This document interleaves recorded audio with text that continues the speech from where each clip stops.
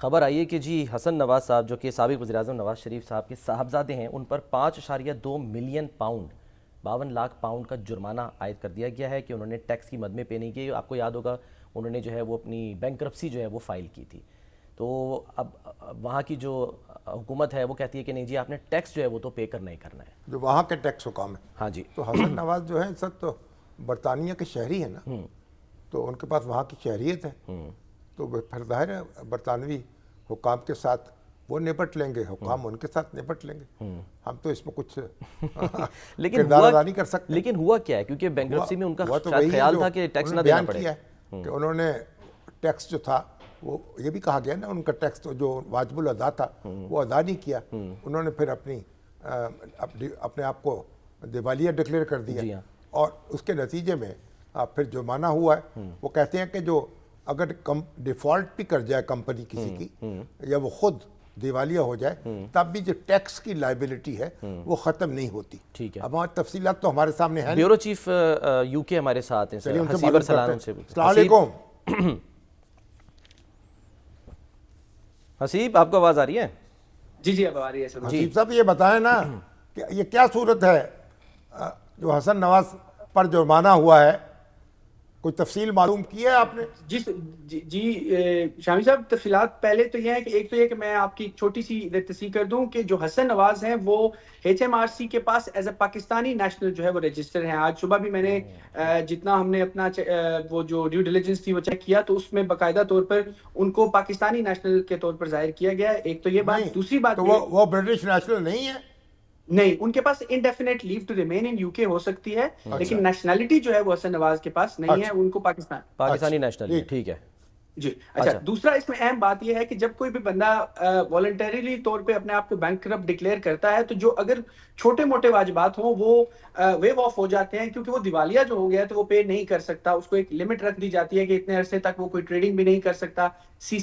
County court judgements जो है वो उसके ऊपर लगा दिए जाते हैं कि अगर वो कोई खरीदो फरोख्त करे तो जो पहला गवर्नमेंट का पैसा है वो उससे लेके बाकी जो है उसको दिया जाए। इस केस में ये हुआ है क्योंकि अमाउंट जो थी वो बहुत बड़ी थी, 9.4 मिलियन पाउंड्स का मामला था। इससे पहले तो खाली बैंकरप्सी की तफसीलात आई थी, जो उन्होंने जो उनके ज़िम्मे टैक्स था, जी जो उनके ज़िम्मे खाली टैक्स था, बाकी ट्रेडिंग जो है वो हट गया।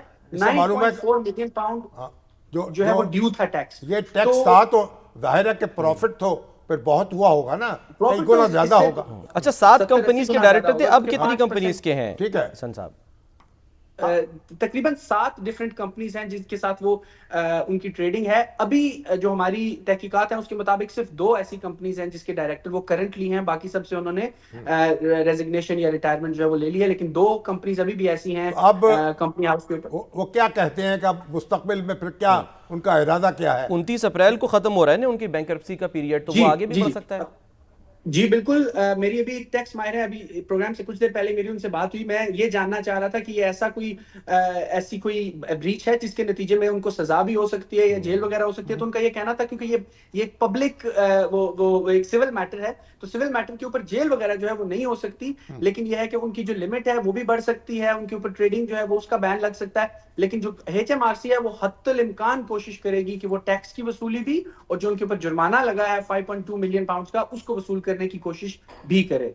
तो हसन नवाज साहब क्या कहते हैं? इतने एसेट्स हैं कि वो ये अदा कर सके, विलिंग भी है।